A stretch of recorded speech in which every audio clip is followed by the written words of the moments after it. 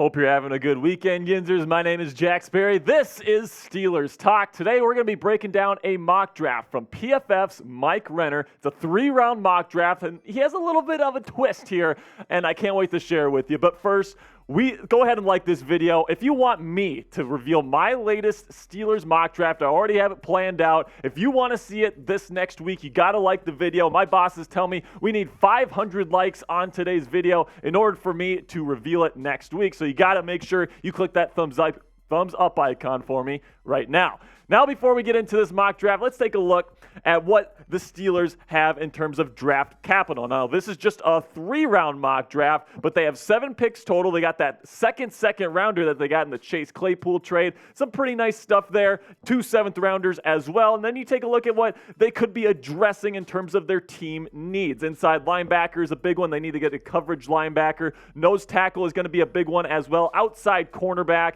is something that a lot of Steelers fans want right now. Same thing with left tackle. And then some other considerations are strong safety, slot cornerback, rotational outside linebacker, and slot wide receiver. So before we start here, we have a trade. Yes, this was the twist that I was teasing there in just a second ago. Mike Renner has the Steelers trading up with the Houston Texans to number 12 overall. And let's take a look at what the Steelers would have to give up. Mike Renner says that this would be the trade here. So you give up number 17, your first-round pick. You give up your third-round pick and your fourth-round pick to move up 5 spots there to number 12 overall. And with that pick, he has the Steelers taking left tackle Broderick Jones. And Broderick Jones has been the pick for a lot of these NFL draft pundits over the last couple of weeks, and that's a good thing, guys. This guy is a fantastic prospect, in my opinion. He is the best fit for what the Steelers are trying to do. They're trying to shift to more of that power run scheme, and you need guys on the offensive line that can impose their will on opposing defenders. Broderick Jones, in my opinion, is the best power blocking left tackle in this year's NFL draft. I think that this would be a fantastic move. Now, I'm gonna let you know what I think of this trade in just a second, but I want you to get in the comment section right now and tell me, would you make this trade to go get Broderick Jones? Would you give up that 3rd-rounder and that 4th-rounder to move up to go get that future left tackle? Give me a yes or give me a no in the comment section. This will be the pinned comment on today's show. So YouTube's going to throw an ad break your way, just the way it works, guys. Use that time wisely by answering today's question. So personally, I don't think that the Steelers are going to trade up. I think that they're going to stay put, and if one of these top left tackle prospects make it to them at number 17, I think they'll take them, and then if all of them are gone, they're going to hope that one of the top cornerback prospects are there at number 17. Again, you take a look at those team needs for the Pittsburgh Steelers. I mean, you got quite a bit, and giving up your 3rd and 4th round pick, I mean, it really limits your options as to how you can fill those needs in the NFL draft. I think the Steelers would rather stay put, keep their picks, if anything, trade down so that they can fill more of these slots on their roster. So although I don't think that the Pittsburgh Steelers will trade up, Broderick Jones, if he is there, I think that he's going to be the pick. I think Paris Johnson Jr. and Peter Skoronski will probably be off the board come pick 17, but Broderick Jones has a serious shot at being there at 17. If he's there, I expect him to be the pick for the black and gold. But it's not just him, guys. If any one of those top 3 offensive tackles, Peter Skoronski, Paris Johnson Jr., or Broderick Jones are there at 17, I expect that to be the pick for the Steelers because, plain simply, they need to address this need. Okay, Dan Moore Jr. is not a great fit, in my opinion, for what they want to do, shifting to a power run game. I think that it's going to end up being one of these 3 guys or a cornerback.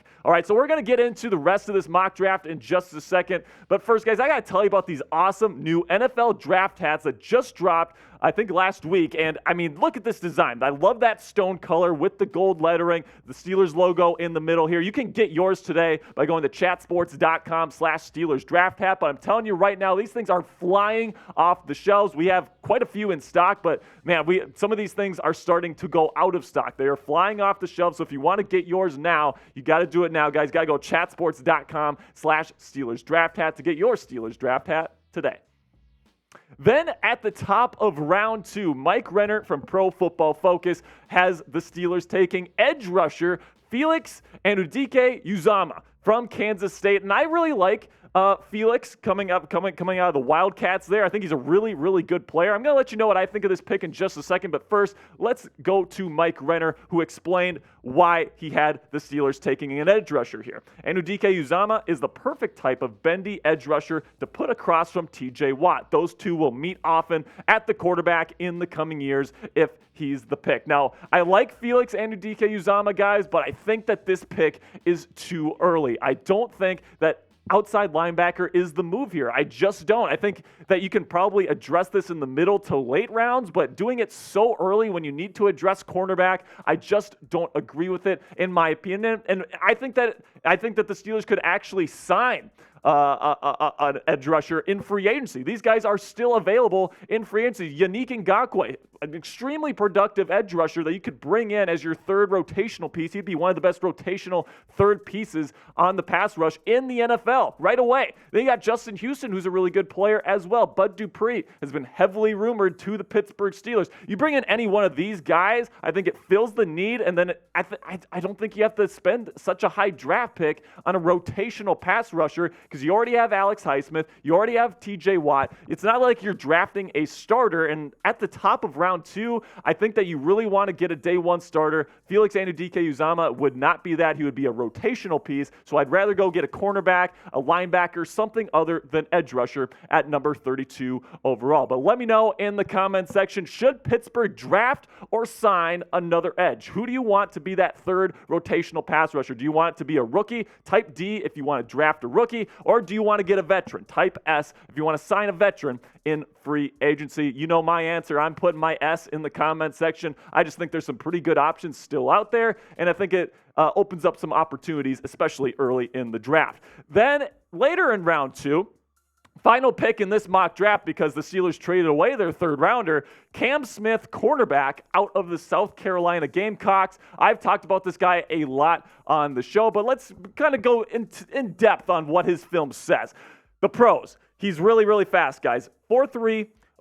So he's a 4.4 guy, really, really good acceleration as well. Like, he's not just fast in a straight line. Like, he has an elite 10-yard split. This guy can get places quickly, and I really think that he has that really elevates his ceiling. This guy could be an interception machine. He's pretty darn good in press, and he's a hard hitter. He's a very physical player, which is something that I know the Steelers like. However, the cons. The size, he could be a little bit bigger. 6'1", 182 pounds, not great there. Then he got instincts, in-zone coverage. He's a bit slow to react and read the quarterback's eyes, in my opinion. So although he can get places extremely quickly, sometimes it takes him a little bit to know where the quarterback's going. If he can develop those instincts at the next level, I think he's a superstar level talent. Then you got the 50-50 balls. He's not particularly physical at the catch point. Some of these number 1 type wide receivers are going to do a good job down the field against him on those 50-50 ball situations. And then tackling consistency, he hits people hard, but sometimes he can lose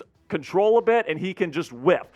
That's not good, guys. You want consistent tacklers as your cornerbacks, because if your corners can't tackle, you have an issue, especially on the outside. For me, the scheme fit is definitely a press man heavy team. I think the Steelers are a pretty decent fit for Cam Smith, and I think that overall his projection is that he's going to be an eventual cornerback 2 starter in the National Football League, but I don't think he's ever going to get to that level where he is that number 1 guy. I just don't think he's a number 1 corner in the National Football League. Now the big question is the Steelers okay with that? Do they want to get somebody that has that number 1 cornerback potential, or are they okay getting a guy like Cam Smith who projects to be more like a Marcus Peters, who's more of a number 2 starter as opposed to that number 1 star caliber player? It's going to be interesting to see what they prioritize here at the top of the draft. I think they'll probably prioritize left tackle in round 1, but if those left tackles are gone, they'll probably get one of those top 4 guys at the cornerback position there in round 1. But let me know. You guys are the GM here.